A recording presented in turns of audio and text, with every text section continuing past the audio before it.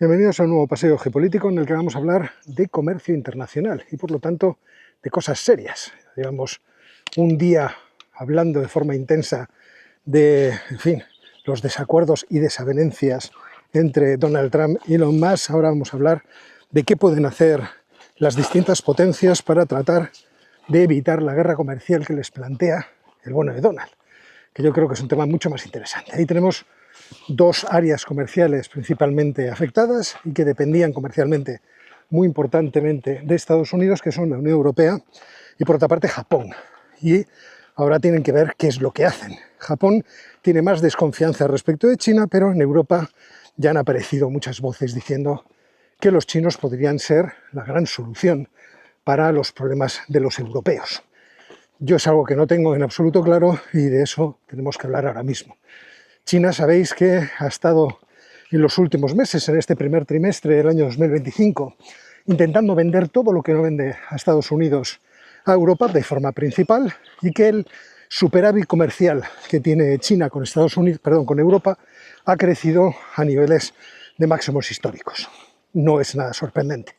China tiene obviamente este interés. Si no puede colocar la mercadería en los Estados Unidos, busca el otro gran cliente, el otro gran demandante que en términos mundiales hay por ahí, y que no es otro que la Unión Europea. Lo que pasa es que la Unión Europea tiene que tener cuidado con este tipo de políticas, porque los chinos, por una parte, obviamente pueden destruir, compitiendo en costes, a las industrias europeas y en aquellos sectores que son los principales de la industria europea: automovilístico, maquinaria industrial, electrodomésticos, incluso productos químicos y farmacéuticos. Son obvios sectores en los cuales China tiene una ventaja, por ahora, comparativa muy importante y que puede hacer valer, pues como la está haciendo, directamente tirando precios. El otro día hablábamos en Geopolinómicos precisamente de cómo China está tirando precios dentro de China ahora mismo en la competencia entre las empresas automovilísticas. Es cierto que enseguida ha habido negociaciones entre las dos partes para ver si los europeos quitan sus aranceles a los vehículos eléctricos de China y si China retira aranceles de otros productos que vende la Unión Europea. Muchos de ellos productos de lujo y también productos agropecuarios, por ejemplo el cerdo. Es decir, productos que a Europa le interesa darle salida ahora que los Estados Unidos se están poniendo tiquismiquis. Lo que pasa es que Europa sabe, y lo sabe perfectamente, que China no es un aliado. Y no es un aliado porque en cuanto se produjo el inicio de la guerra de Ucrania, claramente un riesgo para los intereses de Europa occidental, lo que hicieron los chinos fue correr a auxiliar a Rusia. Y ahora mismo, según un documento interno de la Unión Europea, aproximadamente el 80% de la circunvalación de sanciones se está produciendo gracias a China. Seguramente también gracias a los empresarios europeos, pero es China el facilitador de toda esa forma de evitar las sanciones que se le ha impuesto a Rusia.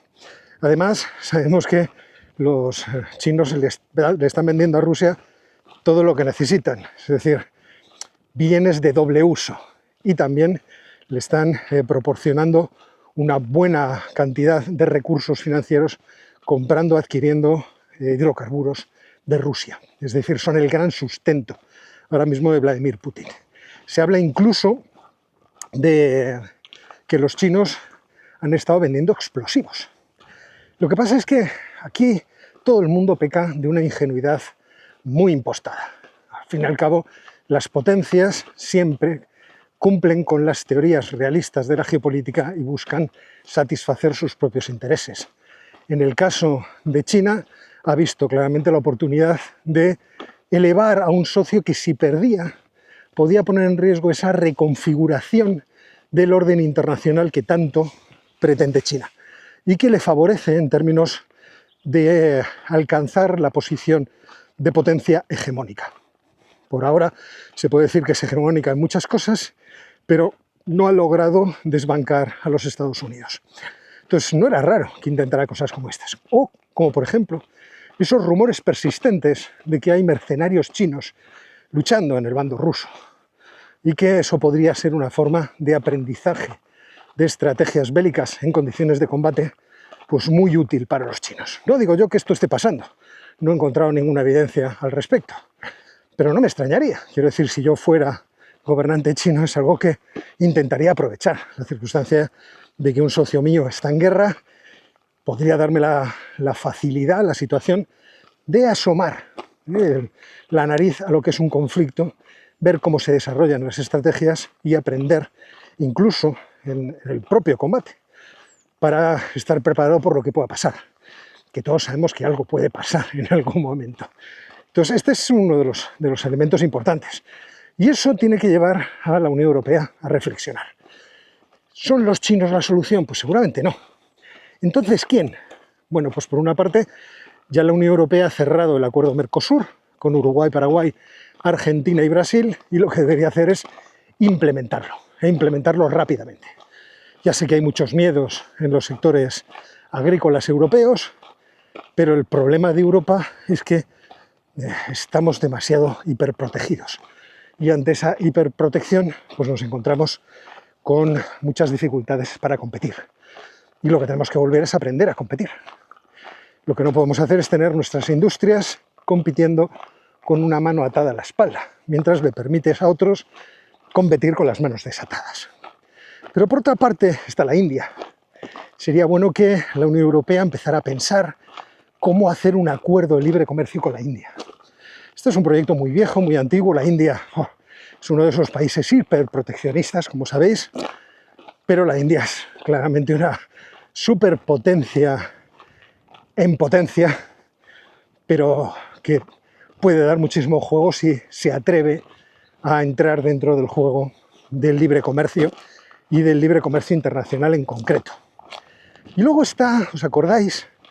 Aquel acuerdo, el CTTP, el acuerdo progresivo transpacífico, tenía alguna otra cuestión ahí por ahí en las iniciales, que es aquel del cual se sale Donald Trump, yo creo que en el año 2017, y que estaba preparado para unir a 12 o 13 naciones del Pacífico, entre las que estaban Canadá, Japón, Australia, México, estaba Chile, estaba Perú, estaba Brunei, me dejo seguramente alguno, pero era un buen club. Donald se fue, pero ese club sigue existiendo, y ese club es un club de acuerdos de libre comercio, por lo tanto, de acuerdos que levantan aranceles y ponen normas claras para la relación comercial entre las partes. Esto es muy conveniente. Aquí sí que estás favoreciendo el que el comercio fluya. Y esto yo creo que es algo que deberían intentar aprovechar los distintos países que están metidos ahí dentro y también la Unión Europea, que debería estar ya llamando a la puerta, como hizo el Reino Unido, que ya está dentro. Entonces eso permitiría pues tener una zona comercial que si ahora más o menos engloba el 15% del Producto Interior Bruto Mundial, pues podría llegar al 30%. Y esto es lo que hay que hacer. Si los Estados Unidos nos dan la espalda, si China es un riesgo, ¿con qué otros podemos comerciar? Teniendo en cuenta que yo creo que ya todo el mundo ha aprendido en cabeza de China que efectivamente esto del comercio mola, que el comercio permite el crecimiento económico rápido, el progreso, tomar fuerza a los países. Es decir, las élites también salen gananciosas de todo esto. No puede dejar de tener esa visión extractiva que han tenido en muchos países en vías de desarrollo sus élites y que han tenido los países prácticamente secuestrados en términos económicos. Así que todo esto es interesante y debería ponerse en marcha. Obviamente ya están los europeos juñendo por ahí buscando posibilidades, pero también los japoneses. Los japoneses tienen una entrada adicional a esto que os he contado que podían hacer los europeos, porque lo mismo que he dicho que es válido para la Unión Europea, obviamente es válido para Japón. Pero, por otra parte, los japoneses están dentro del acuerdo RCEP, aquel acuerdo comprensivo, regional, también del Pacífico, no, de partenariado, pero en el que estaban los países del ASEAN y las grandes economías de Asia, excepto la India. Australia, Nueva Zelanda, Corea del Sur, Japón y China. Pues a esos le sumáis los 10 países de la ASEAN, de la Asociación de Países del Sudeste Asiático. Bueno, pues en este acuerdo no hay libre comercio, es decir, sigue habiendo aranceles a triscaporrillo y por lo tanto no hay ahí unos acuerdos de libre comercio perfectamente establecidos, pero lo que sí hay son acuerdos bilaterales. Y esos acuerdos bilaterales facilitan el comercio, vamos a decir, sectorial. Es decir, que en determinados productos o mercados nos vamos a encontrar con que ahí sí existe levantamiento de aranceles, etcétera, etcétera. Algunos de vosotros me estará pensando, ¿y qué pasa con la Organización Mundial del Comercio? Ahora vamos a eso. Entonces, ese acuerdo es verdad que no soluciona el problema de China para Japón, que tiene el problema de que no quiere depender de su adversario geopolítico más inmediato, pero tiene la misma necesidad de buscar algún tipo de salida al problema que le plantea Donald. Y entonces el CTTP, el acuerdo del que antes os hablaba, puede ser una de esas soluciones. Y yo creo que los japoneses deben de estar pensándolo, igual que el asunto de la India. Se podría convertir, por lo tanto, el CTTP en una especie de Organización del Mundial del Comercio específica y muy potente que podría englobar a un porcentaje del Producto Interior Bruto muy grande. El RCEP, este que os digo que involucra a los países de la ASEAN y a las 5 economías más grandes de Asia, reúne a países que representan el 30% del Producto Interior Bruto mundial. Lo que pasa es que, como os digo, no es un acuerdo que levante aranceles. Entonces eso sigue ahí metido. La Organización del Mundo del Comercio fue un instrumento buenísimo para extender el comercio internacional gracias a esa cláusula de nación más favorecida, que venía a decir que tú tienes que darle el mismo trato comercial a todos los países por igual.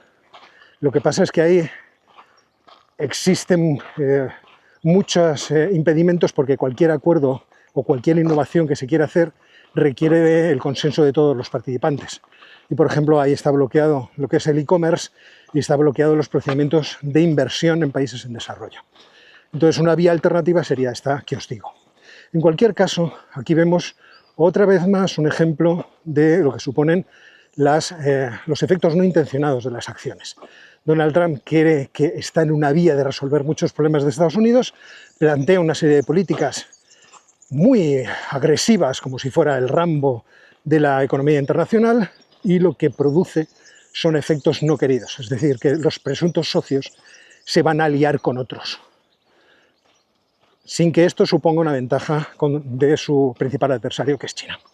Y nada más, señores, espero que os haya parecido entretenido este paseo geopolítico y yo sigo camino del trabajo. Venga, nos vemos muy pronto.